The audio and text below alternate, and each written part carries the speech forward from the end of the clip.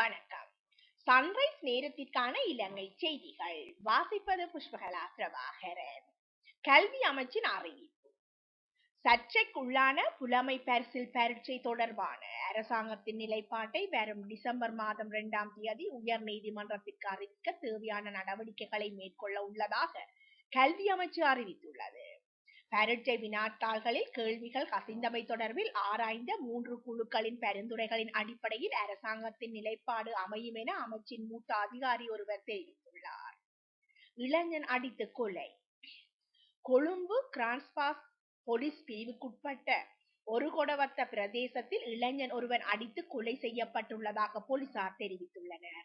கொழும்பு வெள்ளம்பட்டி பிரதேசத்தைச் சேர்ந்த 17 வயதுடைய இளைஞனே கொலை செய்யப்பட்டுள்ளார். வாகன விலைகள்.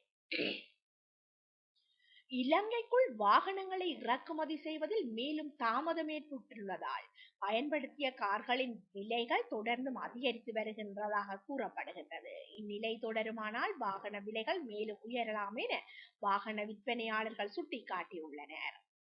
கண்ணீர் விடும் உறவுகள். வெளிநாடு செல்ல ஆசைப்பட்ட யாழ்ப்பாண இளைஞர்கள் 3 முகவர்களால் ஏமாற்றப்பட்டு ரஷ்ய இராணுவத்தின் கூலிப்படையில் இணைக்கப்பட்டுள்ளதாக உறவினர்கள் பரபரப்பு தகவல் வெளியிட்டுள்ளனர். முகவர்கள் அவர்களை ஏமாற்றி ரஷ்ய இராணுவத்தில் வெளிநாட்டு கூலிப்படையில் இணைத்துள்ளதாக இளைஞர்களின் உறவினர்கள் கோரிக்கை விடுத்துள்ளனர். எனவே அரசாங்கம் உடனடியாக தலையிட்டு அவர்களை மீட்க நடவடிக்கை எடுக்க வேண்டும் எனவும் உறவினர்கள் கோரிக்கை விடுத்துள்ளனர்.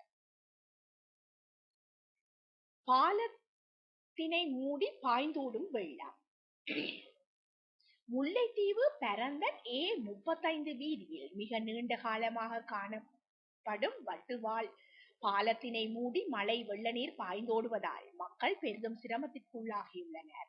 அத்தோடு விபத்து ஏற்படும் சாத்தியங்கள் அதிகளவாக இருப்பதனால் பாலத்தின் இரு மரங்கிலும் போலீசார் மற்றும் கடற்படையினர் கடமையில் ஈடுபட்டுள்ளனர். நாட்டின் பல பகுதிகளிலும் நிலவி வரும் சீரற்ற காலநிலைக்கு மத்தியில் முல்லைத்தீவு மாவட்டத்தில் அதிகம் மழை தொடர்ச்சியாக பெய்து வருகின்றது. இதனால் நந்திக்கடல் நீர்மட்டம் நிரம்பியுள்ளதாகவும் தெரிய வந்துள்ளது. விசேட அறிவிப்பு. குவைத் நாட்டில் பணிபுரியும் தொழிலாளர்கள் மற்றும் வெளிநாட்டவர்கள் தங்களின் விரல் அடையாளத்தை எதிர்வரும் டிசம்பர் 31ஆம் தேதிக்கு முன்னர் வழங்குமாறு அந்நாட்டு உள்நாட்டு அலுவலர்கள் அமைச்சு அறிவித்துள்ளதாக இலங்கை வெளிநாட்டு வேலைவாய்ப்பு பணியகம் அறிவித்துள்ளது. இன்று ஆரம்பம்.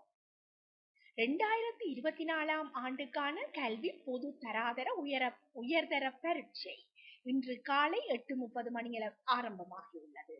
உயர்தர பரீட்சை அடுத்த மாதம் 20ஆம் தேதி வரை 2312 பரீட்சை மத்திய நிலையங்களில் நடைபெற உள்ளமையும் குறிப்பிடத்தக்கது.